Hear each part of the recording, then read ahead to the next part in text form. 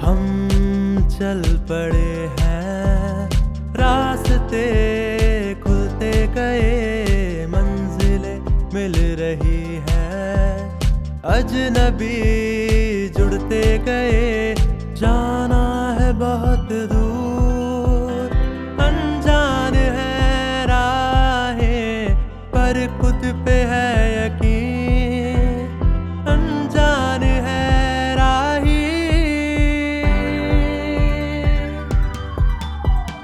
हम चल पड़े हैं, रास्ते खुलते गए, मंजिलें मिल रही हैं, अजनबी जुड़ते गए।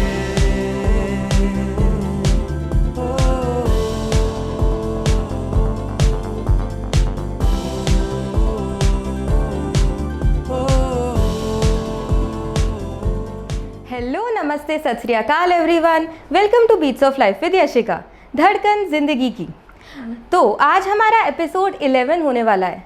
1 और 1 11 होते हैं और इस नंबर को अच्छा भी माना जाता है। जब हम सगन डालते हैं तो भी हम 11 रुपये का डालते हैं या 1100 रुपये का डालते हैं। नंबर अच्छा है, दिन अच्छा है, एपिसोड अच्छा है। तो आज के एपिसोड में हम बात करने वाले हैं पॉलिटिक्स की, जर्नी की, लाइफ की, कहानियों की, किस्सों की। तो पॉलिटिक्स की बात हमने पहले भी की थी। मैंने आप लोगों को पहले भी एक चीज़ कही थी या नहीं कही थी मुझे याद नहीं है, पर आज एक बार और मैं आपको ये चीज़ कहती हूँ कि पॉलिटिक्स हमारी लाइफ में हर जगह होती है। हम क्या पहनते हैं, हम क्या खाते हैं, हम क्या करते हैं, हम क्या बोलते हैं, हम किसी को नमस्ते कह के ग्रीट करते हैं या सत श्री अकाल कह के ग्रीट करते हैं या हेलो बोलते हैं, किस लैंग्वेज में हम कंफर्टेबल हैं, हर एक चीज़ में पॉलिटिक्स है। हमारी पूरी लाइफ का एक मेजर पार्ट पॉलिटिक्स है। तो आइए चलते हैं फिर एक बार एक एपिसोड में राजनीति, राज करने की नीति, पॉलिटिक्स की जर्नी की बात करते हैं। So please welcome our guest for the 11th episode Shri Rajkumar Chautala ji to our show, जो हमारे ज़िला अध्यक्ष भी हैं साउथ दिल्ली से, और इनकी एक बहुत लंबी पॉलिटिकल जर्नी रही है। कई सारी पोस्ट होल्डर्स इन्होंने ये कई सारी पोस्ट होल्ड कर चुके हैं, चाहे फिर वो मंडल के लेवल पे हो, बूथ के लेवल पे हो, आज ज़िले के लेवल पे हो या फिर इलेक्शन कंटेस्ट करना ही क्यों ना हो। इनकी जर्नी बहुत लंबी है जिसके बारे में आज आप लोगों को जानने को मिलेगा। And let's get inspired together. बहुत बहुत धन्यवाद यशिका। तो चलिए ज़्यादा देर ना करते हुए, जैसा कि मैंने बोला था, लेट्स गेट इंस्पायर्ड टुगेदर, ये हमारा आज के एपिसोड का थीम है। और राजनीति की बात तो हमने पहले भी की थी, तो आज चलिए दोबारा से एक बार इसके एक नए पहलू को, क्योंकि कहते हैं कि राजनीति के कई पहलू होते हैं, हम इसके ऊपर जितनी डिस्कशन कर लें वो कभी ख़त्म नहीं हो सकती। हर बार हमें कुछ नया सीखने को मिलता है हर जर्नी से। तो आज के इसी hashtag let's get inspired together को आगे लेके चलते हैं सीधा हमारे पहले क्वेश्चन की तरफ, क्योंकि मैं जानती हूँ आप सब एक्साइटेड होंगे ये जानने के लिए कि चौटाला जी का जो सफ़र है राजनीति के अंदर वो किस तरह से शुरू हुआ होगा। तो my first question is about that only कि आपने राजनीति के बारे में, मतलब इसको ज्वाइन करने के बारे में कैसे सोचा, क्योंकि हर काम को करने के पीछे हमारी कोई मोटिवेशन, कोई किक या कोई ऐसा ज़िंदगी मोड़ लेती है कि हम इस चीज़ को बस अगर शुरू करते हैं तो बस करते ही चले जाते हैं उस काम को और अपना एक तरीके का प्रोफेशन बना लेते हैं, एक अपना जुनून बना लेते हैं। तो आपने कैसे राजनीति को, कैसे पॉलिटिक्स को ज्वाइन करने के बारे में सोचा? यशिका, मैंने स्कूल टाइम के अंदर साहिब सिंह वर्मा जी को अपना गुरु मानते हुए, उनकी सामाजिक सेवा करते हुए, समाज में किस तरह की सेवा करनी चाहिए, किस तरह से काम करना चाहिए, मैंने उनके साथ रह के राजनीति स्टार्ट की है। और राजनीति के अंदर मैं सिर्फ सेवा भाव के लिए आया हूँ, लोगों की मदद कर सकूँ, लोगों की सेवा कर सकूँ, इस मकसद से मैंने राजनीति ज्वाइन की। तो अब जैसा कि हमने कहा था कि राजनीति के कई पहलू होते हैं, आज हमें एक नया पहलू ये जानने को मिला कि जैसे बहुत लोग तो ज्वाइन करते हैं कि उनको कोई अच्छी पोस्ट मिलेगी, कुछ ओहदा मिलेगा, कुछ रिस्पेक्ट मिलेगी, पर आपने ज्वाइन करा लोगों की मदद करने के लिए, लोगों को हेल्प करने के लिए आप फील्ड पे उतरे। और जैसा कि जितना हम आप लोगों को जानते हैं, जितना हम आप लोगों को देखते आए हैं, मैंने एक चीज़ हमेशा नोट की है कि आप हमेशा मुस्कुराते रहते हैं। आपने कभी किसी से कोई कंप्लेंट नहीं करी। इवन अगर कोई आपको कंप्लेंट करता है ना, आप कहते हैं हाँ जी चलिए इसको सॉल्व करने के बारे में आप सोचते हैं, कोई रास्ता निकालते हैं, आप कंप्लेंट पे कभी फोकस नहीं करते ना, आप किसी को कभी कोई कंप्लेंट करते हैं एज सच, मैंने ये कभी नहीं देखा। और आपको हमेशा अच्छे उसमें देखा, आपको आपके पास मैं जब भी आती हूँ मुस्कुरा के आप बोलेंगे जो भी बोलेंगे। तो इसके पीछे आपका कोई मतलब, अब जैसे आपने बोला कि आपने लोगों की मदद करने के लिए राजनीति ज्वाइन करी, तो कोई एक स्टार्टिंग पॉइंट रहा होगा इस जर्नी का, तो वो स्टार्टिंग पॉइंट आपके हिसाब से क्या था? आपके हिसाब से कोई ऐसा वो नोटेबल मोमेंट जो आपको आज तक याद हो कि हाँ, इसे मैं कहूँगा कि आज मेरी जर्नी इस चीज़ में स्टार्ट हुई है, शुरू हो गई है पूरे तरीके से? मैंने जब साहिब सिंह जी को काम करते हुए देखा 24-24 घंटे वो लोग काम करते थे, तो मेरे को भी लगा कि भाई काम करना और जो लोगों की सेवा करना। जब मैं उनके घर जाता था तो कभी रात को 2 बजे जाया तो जब भी वो जगह मिलते थे, और सुबह 5 बजे गया तो जब भी वो जगह मिलते थे, तो मैं भी ये सोचता था कि ये इतनी मेहनत करते हैं, ये सोते कम है, और समाज की सेवा में लगातार वो लगे रहते थे। तो मेरे को भी लगा कि भाई कुछ ना कुछ मेरे को भी करना चाहिए। तो मैंने उन्हीं से प्रेरणा लेके और मैंने राजनीति स्टार्ट की। मैं एक छोटा सा कार्यकर्ता था, एक ब्लॉक समिति का जो अध्यक्ष होता है, एक 250 घरों का, जिसको हम इंग्लिश में पोलिंग स्टेशन कहते हैं, उसका मैं अध्यक्ष के रूप में मैंने स्टार्ट किया। और मैंने ज़िंदगी में कभी ये नहीं सोचा कि मेरे को पद क्या मिलेगा क्या नहीं मिलेगा। मैंने हमेशा जो मिला उसके ऊपर अच्छा देने का प्रयास किया। तो आप करते चले गए, टाइम गुजरता चला गया और आज आप एक ज़िले के अध्यक्ष हैं। और ये एक बहुत बड़ी बात होती है, एक बहुत लंबा सफ़र तय करने के बाद कोई ज़िले का अध्यक्ष बनता है। इस जर्नी में कहीं आपकी स्ट्रगल्स भी रही होंगी, उस हिसाब से हैप्पी मोमेंट्स तो हर जर्नी में होते हैं, पर स्ट्रगल भी बहुत सारी होती है। तो कोई एक ऐसी चीज़ जो आपको याद हो, जो आप यंगस्टर्स के साथ शेयर करना चाहें, क्योंकि आजकल का जो यूथ है वो हार बड़ी जल्दी मानता है। देखो, यंगस्टर मेरे लिए बहुत, आपने अच्छी बात कही है कि यंगस्टर को हम लोगों को आगे लाना चाहिए, और जितना युवा काम कर सकता है, युवा ही देश की दिशा और दशा बदल सकता है। तो हम लोगों को इनको क्या कहते हैं, प्रोत्साहन देना चाहिए, इनका क्या कहते हैं, मनोबल बढ़ाना चाहिए, और इनको अच्छे कामों में हम लोगों को लगाना चाहिए। मेरा प्रयास हमेशा रहता है कि मैं युवाओं के साथ काम करूं, क्योंकि युवाओं के साथ काम करूंगा तो युवा वाली सोच आएगी, और मैं युवाओं के साथ अच्छा काम करना चाहता हूं और बढ़िया से बढ़िया काम करना चाहता हूं। और इसके लिए हम लोगों को, यूथ को अच्छी तरह से समझाना पड़ेगा, उनके साथ बैठना पड़ेगा, उनके साथ अपने रिलेशन बनाने पड़ेंगे कि भाई आप मेरे भाई हो, आप मेरी बहन हो, जब जाके हम लोग आगे बढ़ सकते हैं। और युवा ही हमारे लिए देश की दिशा और दशा दोनों का।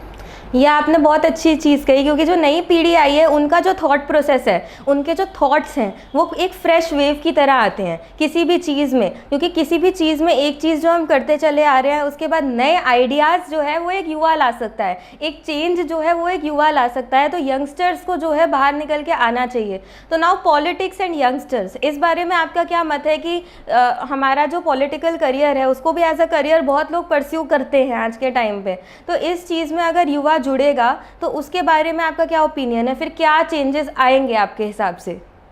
देखो, युवाओं के लिए दोनों चीज़ें हैं कि भाई वो राजनीति में भी आए और क्या कहते हैं समाज में भी काम करे, युवा वर्ग के लिए भी काम करे। अब टोटल ये तो नहीं कि वो पॉलिटिक्स में सारे युवा आ जाएंगे, कुछ युवा पॉलिटिक्स में रहेंगे तो कुछ समाज की सेवा करने में भी रहेंगे, और कुछ लोग अपने फील्ड में अपना टॉप करें, अच्छा करें।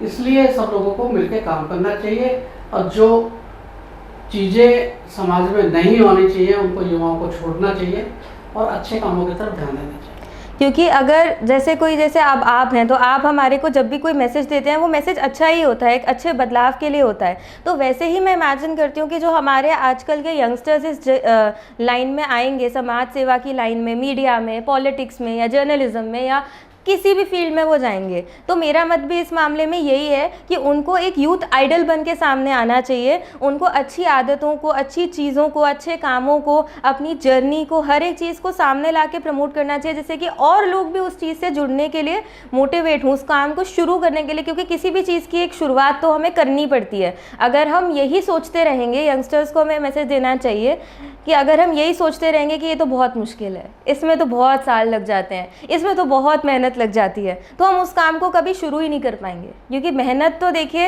हर फील्ड में लगती है। जैसे आपने बोला साहिब सिंह जी के घर में आप जब भी जाते थे, चाहे वो रात के 2 बजे हो या सुबह के 5 बजे हो, वो जागते हुए आपको मिलते थे। तो उससे इंटरलिंक करते हुए एक हमारे अगले क्वेश्चन की तरफ बढ़ते हैं। स्कूल डेज़ वो सबके लिए स्पेशल होते हैं। हमारे लिए। और इवन हमारा जो यूथ का टाइम होता है 18 से 25 साल की उम्र, वो भी हमारे लिए बहुत स्पेशल होती है। तो उस एक एज ग्रुप से, चाहे वो स्कूल का हो या 18 to 25 उसके बाद आपके यूथ का हो, कोई एक ऐसा एक्सपीरियंस जिसको आप आज भी याद करते हैं तो आप हंस पड़ते हैं ज़ोर से, और आप उसको शेयर करना चाहेंगे हमारे तो साथ। मैं आपको एक चीज़ बताना चाहता हूँ कि मैं गरीब फैमिली से हूँ, और मैंने उस समय जो मेहनत की, मैं पार्ट टाइम जॉब करता था। पार्ट टाइम जॉब करने के बाद सुबह 11 बजे तक जॉब करता था, और 11 बजे के बाद मैं वहीं पर अपने घर वापस आके अपना नहा धो के तैयार होकर अपने स्कूल जाता था। तो वो दिन मेरे को आज भी याद आता है कि मैंने उस समय इतनी मेहनत की, आज तो मेहनत कम है, लेकिन कभी मेहनत से हार नहीं माननी चाहिए। मैं तो युवाओं को एक चीज़ बताना चाहता हूँ कि जितनी मेहनत करोगे उतना फल मिलेगा। और आज आपको एक चीज़ और शेयर करना चाहता हूँ कि मोदी जी ने जैसे होटल पर चाय भी की है, मैं जब मेरी स्कूल टाइम की छुट्टी होती थी तो मैं जॉब कर लेता था कहीं कहीं। एक टाइम में मेरे को एक जॉब मिली, एक होटल पर जॉब मिली, जिसमें कि मंथली सैलरी मेरी 80 रुपये थी, 80 रुपीज़। उस 80 रुपीज़ में मैंने क्या करता था, लोगों को जाके फैक्ट्री में चाय दे के आता था, वहाँ से फिर वापस बर्तन ला के वहाँ रख देता था। तो वो दिन मेरे को आज भी याद आता है। और वो जो मालिक है, मैं उस मालिक को ज़िंदगी में नहीं भूल सकता कि जिसने मेरे को 80 रुपये की नौकरी दी, और नौकरी के साथ साथ वहाँ से जो तरह तरह के लोगों से मिलना जुलना हुआ, और उससे बहुत अच्छे एक्सपीरियंस मेरे को मिले, और वो एक्सपीरियंस ज़िंदगी में बहुत काम आता है।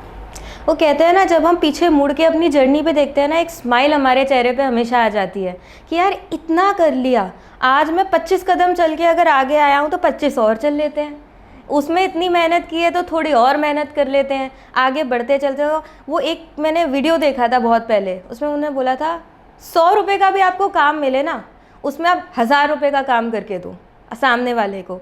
अगर आप ये सोचोगे ना कि ये 100 रुपये का काम है, इसमें मैं एक्स्ट्रा क्यों करके दूँ, मैं ज़्यादा देर क्यों बैठूँ, मैं इतनी मेहनत क्यों करूँ, तो वो इंसान कभी ज़िंदगी में सफलता प्राप्त नहीं कर सकता। पर आप उस टाइम से लेके इस टाइम तक इतने बड़े पोस्ट पे अगर आए हो, तो वो आप अपनी सिर्फ इसी सोच की वजह से आए हो कि मेहनत करनी चाहिए, उससे कभी हमें पीछे नहीं हटना चाहिए। क्योंकि अगर हम आज मेहनत करेंगे ना, तो वो हमारा ही एक कल सुनहरा लिख के आपको देगा आगे। जब आप पीछे मुड़ के देखोगे, आप 4 लोगों को ये कह सकोगे कि मेहनत करने से कभी पीछे मत हटना। क्योंकि जिस दिन बच्चे आजकल के कहते हैं स्मार्ट वर्क करना चाहिए, हार्ड वर्क की क्या ज़रूरत है, पर मैं ये चीज़ कहती हूँ कि स्मार्ट वर्क करने के लिए भी ना कई सालों का जो वो हार्ड वर्क होता है ना, इरैशनली आप करते चले जाते हो उस चीज़ को, आप बस कर रहे हो, आपको नहीं पता आप क्यों हार्ड वर्क कर रहे हो, पर आप मेहनत कर रहे हो। तो इतने सालों की वो जो हार्ड वर्क है ना, वो आज चाहिए होती है स्मार्ट वर्क करने के लिए। मैं ये बच्चों को कहना चाहूँगी कि आपकी जर्नी से मैंने एक ही चीज़ देखी है, अगर उस समय आप स्कूल जाने से पहले मेहनत ना करते, कमाते ना, और फिर स्कूल ना जाते, और फिर थके हार के घर आके पढ़ाई ना करते, तो आज की डेट में आप इतना ऊपर नहीं पहुंच पाते। तो smart work, good positions, respect also needs hard work, इतने सालों का। तो उस जर्नी को हम आज इस एपिसोड पे सल्यूट करते हैं और कहते हैं लेट्स इंस्पायर ईच अदर। और इसी सोच के साथ मैं अपना अगला क्वेश्चन लेके आपके सामने आना चाहूँगी कि अब एक तो हमने बात कर ली बचपन की, हमने बात करी आपके युवा के दिनों की, राजनीति में आप अभी हैं, आप जिला अध्यक्ष हैं, एक बीच का भी तो फेज़ आया होगा, शादी।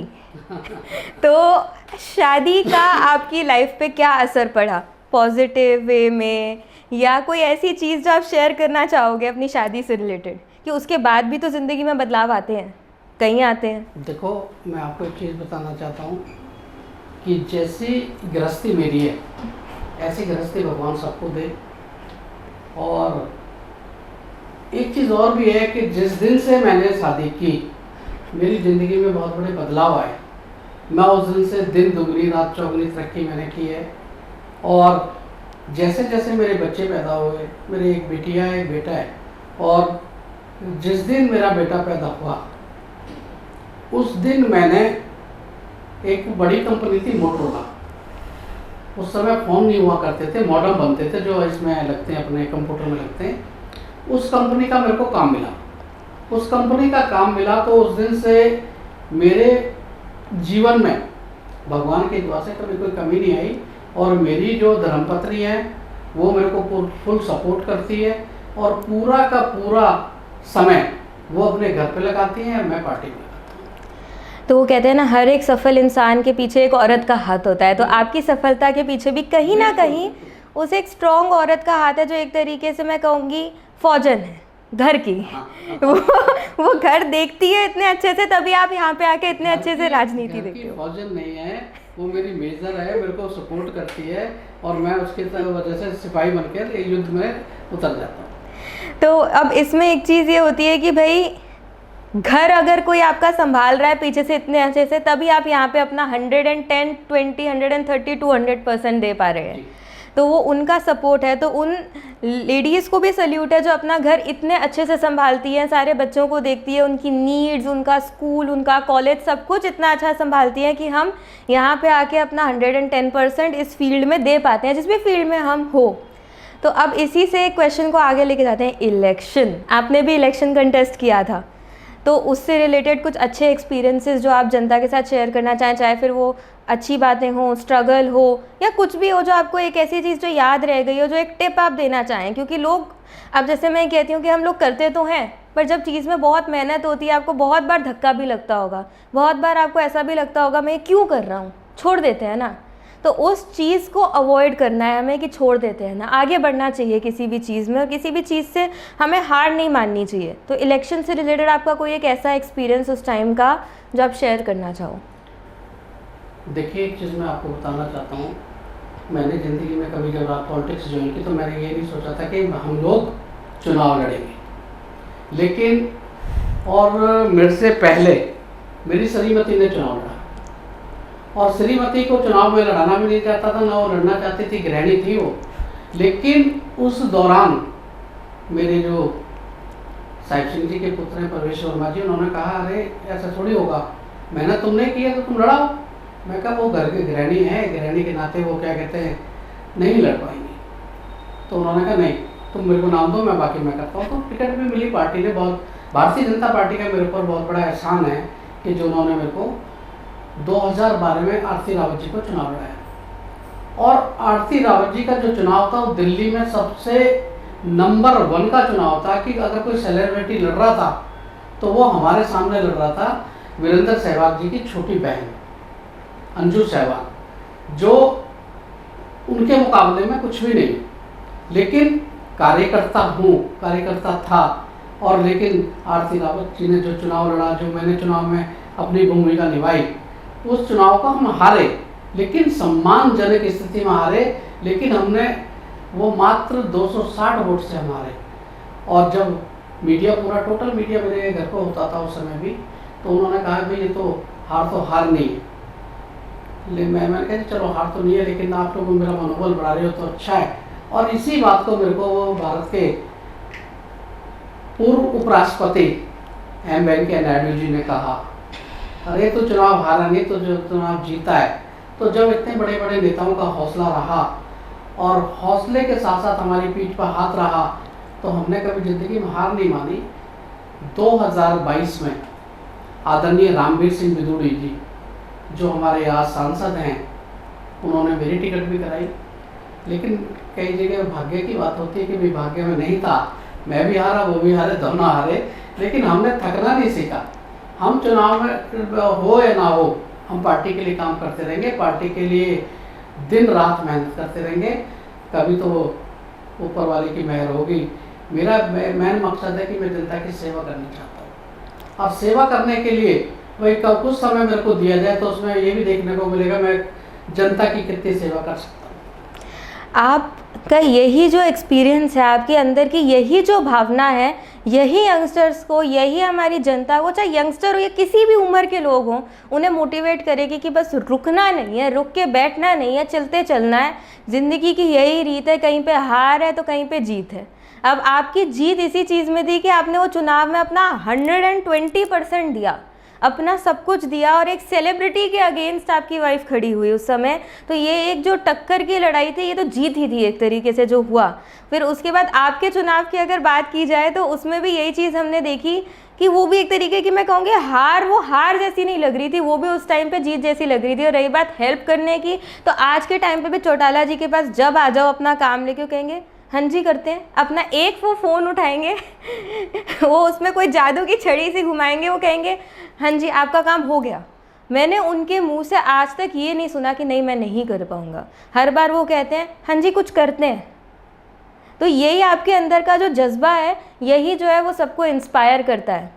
इसी के साथ बढ़ते हैं हमारे एक अगले क्वेश्चन की तरफ, जो कि है हमारा थोड़ा सा एक तरीके का फ़न एलिमेंट कहूँ, या मैं इस चीज़ को मैं क्या कहूँ कि भाई हम जनता को एक मोमेंट पे आके थोड़ी सीरियस बातें जब हमारी ज़्यादा हो जाती हैं उनको हंसाते हैं और वो हमारे जो गेस्ट होते हैं उन्हीं की जर्नी से हम हंसाते हैं उनको थोड़ा सा, कि जर्नी में हंसी मजाक वाली भी बहुत चीज़ें आती है जो कई बार हमें याद रह जाती है। यार ये तो मजाक ही हो गया हमारे साथ एक तरीके का, ये क्या हो गया, ये तो नहीं सोचा था। और आपको आती भी उस एक्सपीरियंस पे हंसी ही है, आप कभी उसको सीरियसली ले नहीं पाते उस चीज़ को जो वो होती है। तो ऐसा कोई मोमेंट आपकी पूरी लाइफ में से जो आप शेयर करना चाहोगे, जो आपको याद हो आज तक, जिस पे मतलब आप भी बहुत एक जोक की तरह हंस देते हो, यार ये क्या था? मैं आपको देखो एक चीज़ बताता हूँ। जब 2012 में हमने टिकट के लिए बात की तो मेरे को उम्मीद नहीं थी टिकट मिल जाएगी, लेकिन जब उस दिन टिकट अनाउंस हुई और अनाउंस होने के बाद जब मेरे को परवेज जी के यहाँ से फ़ोन आया तो मेरे को बड़ा ताज्जुब लगा कि यार मैं भी चुनाव लड़ने वाला हूँ। और वो जो खुशी थी और वो जो एक जिसको कहते हैं कि भाई अचंभा कहते हैं, अचंभा था, तो उससे लगा मेरे को कि भाई क्या कहते हैं भगवान कभी भी कुछ भी कर सकता है। तो उस दिन मेरे को सबसे ज़्यादा खुशी। So now that takes us to the very last question of the episode, कि यंगस्टर्स जो हमारे हैं, जो हमारे युवा हैं, क्योंकि जैसे ये शो का नाम है Beats of Life with Yashika, हम धड़कनें कलेक्ट करते हैं ज़िंदगी की वो कुछ अच्छी खट्टी मीठी यादें, कुछ कहानियाँ, कुछ किस्से हम कलेक्ट करते हैं, धड़कनें जोड़ते हैं कि भाई आपकी जर्नी से इंस्पायर होके कोई अपनी जर्नी जो है वो लिखना शुरू करे। अपनी अगर शुरुआत उसने नहीं की है इंसान ने, तो वो अपनी शुरुआत करे। और ख़ासकर ऐसी पीढ़ी में हमारा युवा होता है जो शुरू करने से पहले ना सोचता है, एक डर होता है दिमाग में, माँ बाप के भी दिमाग में होता है, बच्चों के भी दिमाग में होता है कि यार करनी चाहिए हमें ये चीज़, क्या हमें ये स्टेप लेना चाहिए। और कई बार क्या होता है कि यही सोचते सोचते यंगस्टर्स कंफ्यूज हो जाते हैं कि हम करें तो करें क्या, और ये सोचते सोचते वो कुछ कर नहीं पाते। एंड ऐसी चीज़ें बहुत हुई हैं और बहुत दिल दहला देने वाले न्यूज़ भी आते हैं कि लोगों ने मतलब कोचिंग इंस्टीट्यूट की टेरेस से जंप करके सुसाइड कर लिया, कभी किसी ने कुछ कर लिया। ज़िंदगी बड़ी कीमती है, ये चीज़ का एक मैसेज मैं हर बार देती हूँ कि ज़िंदगी बहुत कीमती है यार। 1 सेकंड लगता है इसको ख़त्म करने के लिए और कई साल लग जाते हैं तुम्हारे माँ बाप को तुम्हें एक तो मतलब एक ऐसी ज़िंदगी देने में जिसमें तुम प्राउड फील कर सको, जिसमें तुम कंफर्ट में रहो, तुम खुश रहो।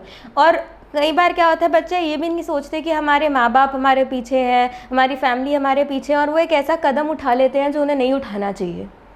तो ऐसी चीज़ के बारे में आप क्या चीज़ उनको एक एडवाइस जो आप उनको यंगस्टर्स को देना चाहो कि अगर यार कुछ नहीं हुआ तो नहीं हुआ ना, मार्क्स नहीं आए तो नहीं आए ना, ये एक ही थोड़ी चीज़ थी आपके पास करने के लिए, पूरी ज़िंदगी आपके आगे पड़ी थी, आप ना जाने कितना कुछ कर सकते थे उस लाइफ के साथ में और आपने उसे ख़त्म ही कर दिया।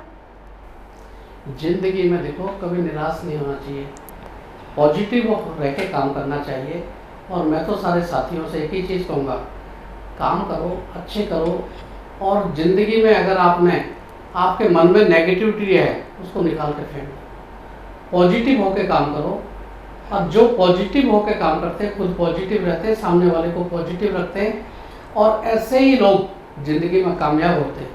अगर हमने नेगेटिविटी सोच ली तो हम कामयाब नहीं होंगे।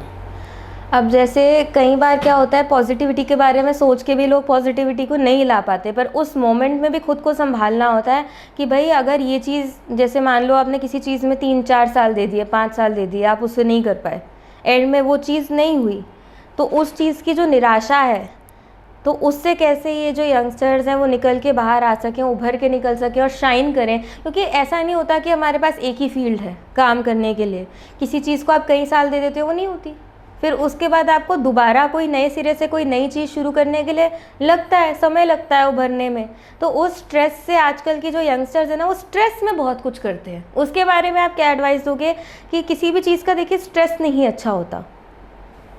देखो क्या होता है, कभी भी आज इस फील्ड में तो हमारे को इस फील्ड में ही मुनाफा नहीं होगा, इस फील्ड में घाटा नुकसान दोनों को देखते हुए काम करने चाहिए। अगर अच्छे दिन ऊपर वाले ने दिखाए तो ये नहीं कि बुरे दिन नहीं दिखाएगा, वो भी बुरे दिन में हमको दिखाएगा, लेकिन हमको हिम्मत नहीं हारनी चाहिए। हिम्मत हमारे लिए बहुत बड़ी बात है और हिम्मत के साथ चलना युवा वर्ग को आना चाहिए। और जो आज का युवा है, वो बेचारा थोड़ा सा सॉफ्ट है, वो थोड़ा सा मुलायम है, लेकिन इनको थोड़ा स्ट्रॉन्ग बनना पड़ेगा। भाई हम लोगों ने भी बिजनेस स्टार्ट किए, बिजनेस करे भी है, बिजनेस में नफ़ा भी मिला, नुकसान भी मिला, लेकिन हमने हिम्मत नहीं हारी। मैं आपको बताना चाहता हूँ कि कुछ टाइम पहले क्या, जब मेरे कुछ काम था तो लास्ट जब एक प्रोडक्शन देनी थी, मेरे को एक देना था, काम देना था, मेरे आधे से ज़्यादा कारीगरों ने काम करना बंद कर दिया। जब कारीगरों ने काम करना बंद कर दिया तो उन्होंने सोचा कि भाई किसी तरह से इनसे अच्छी रकम वसूल हो, लेकिन मैंने कहा नहीं, जो रूल है वो रूल है।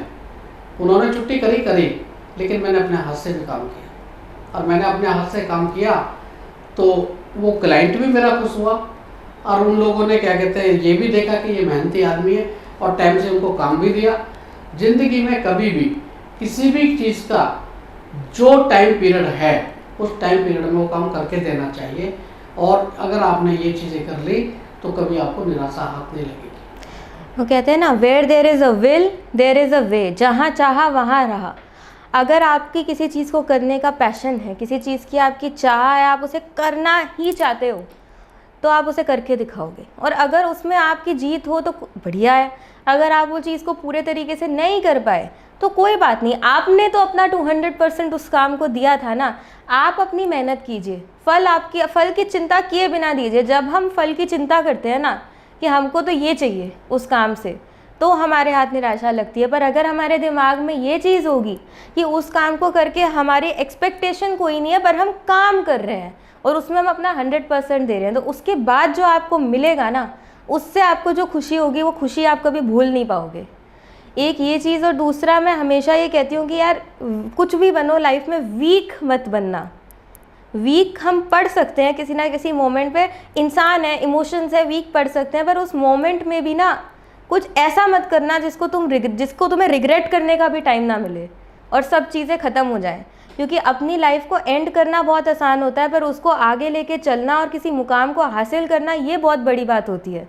इसको हम कहते हैं हिम्मत, और वो आती है डिसिप्लिन, फोकस और कंसिस्टेंसी से। आप अपना डिसिप्लिन में रह के टाइम से काम कीजिए, फोकस के साथ कीजिए, डिटर्मिनेशन के साथ कीजिए, और रोज़ कीजिए उस काम को।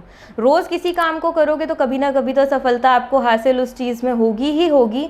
और इनकी जर्नी से भी मैंने एक ही चीज़ सीखी है मुझे, और एक ही चीज़ मेरे को पूरे एपिसोड से आज मिली है कि अगर आप मेहनत करेंगे तो आप कभी हार नहीं सकते, अगर आप मेहनत नहीं करेंगे तो आप निराश ही रहेंगे पूरी ज़िंदगी में। और स्ट्रेस किसी चीज़ का मत लीजिए, स्ट्रेस फ्री रह के चौटाला जी की तरह मुस्कुराते हुए सारा काम अपना कीजिए, और आपकी मुस्कुराहट को देख के 10 और लोग मुस्कुराना सीख जाएंगे। ये आप लिख के ले लो किसी भी चीज़ पे। अब चलते हैं इस एपिसोड के सबसे खास मोमेंट पर। 2 खास चीज़ें होती हैं एपिसोड की, एक सबको पता है और दूसरी खास चीज़ है मेरी ये बुक, जो मेरी सबसे पहली बुक है और मेरी डेब्यू बुक है, जिसके लिए मुझे अवार्ड भी मिला। और मैं एक चीज़ चाहूँगी कि ये जो बुक है, इस बुक को मैं अध्यक्ष जी को दूं और चौटाला जी इस बुक को पढ़ें और इसका मुझे जल्द से जल्द रिव्यू दें। ये मेरी सबसे पहली बुक है, इश्क दा कलमा तू ही तो, और इसके लिए मैं कभी प्राउड होना नहीं छोड़ सकती, क्योंकि मेरे को 1.5 साल लगा इस किताब को लिखने में, और फिर उसके बाद 6 महीना लगा इसको पब्लिश कराने में। बहुत बहुत धन्यवाद।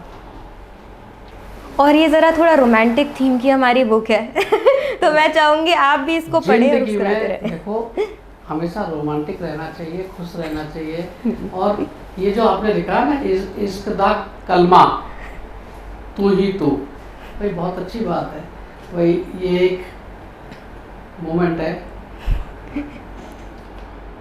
ये एक मोमेंट है और अच्छी किताब है। मैं प्रयास करूँगा कि इसको पर डे मैं इसको पढ़ूँगा, और पढ़ के आपको जो इसमें अच्छी चीज़ें वो आपको बताऊँगा भी। अगर कुछ कमियाँ होंगी तो वो भी मैं आपको बताऊँगा। जी बिल्कुल, क्योंकि अभी मेरी दूसरी किताब भी आने वाली है, और उसके साथ हमारे आज के एपिसोड के आखिरी और सबसे स्पेशल मोमेंट की ओर जाते हैं।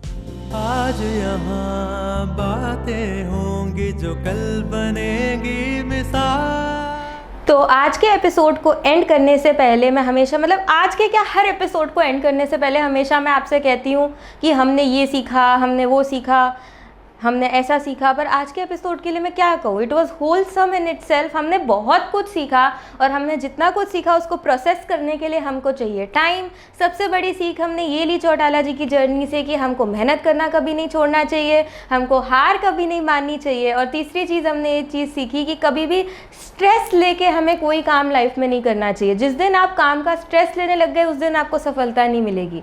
पर जिस दिन आपने ये सीख लिया ना कि काम करना है तो उस काम का मज़ा लेके काम करना है, तो उस दिन आपको सफलता ज़रूर मिलेगी। क्योंकि अगर आप मज़ा लेके काम करोगे, इन्जॉय करके काम करोगे, तो आप अपनी लाइफ में ज़रूर आगे बढ़ोगे। क्योंकि जो बंदा अपने काम को इन्जॉय करता है तो वो ऑटोमेटिकली उस काम में मेहनत करने लगता है। पर जिस चीज़ को मैं इन्जॉय नहीं करती उसमें मैं 24 में से 23 घंटे भी दे दूँ या 24 में से 28 घंटे भी दे दूँ तो भी मैं सफल नहीं होंगी। पर अगर मैं अपने काम को इन्जॉय करूँगी तो मैं शायद 24 में से 48 घंटे देना शुरू कर दूँ काम को और मैं उसमें सफलता ज़रूर हासिल करूँ। तो इसी लर्निंग के साथ, इसी सीख के साथ आप मेरे वीडियो को लाइक, शेयर, सब्सक्राइब करना मत भूलिएगा। और अगर आपको एपिसोड अच्छा लगे तो आप प्लीज़ उस बेल आइकन को ज़रूर हिट करिएगा और कमेंट करना मत भूलिएगा कि आपको ये चीज़ अच्छी लगी है। Thank you for watching. कल ये बातें लिखेंगे किसी का सफर, करना है कुछ ऐसा जिसके रह जाएंगे निशान। एक दिन करीब होगा ये खुला अंबर, हम तो चल पड़े हैं, रास्ते खुलते गए, मंजिलें मिल रही हैं, अजनबी जुड़ते गए।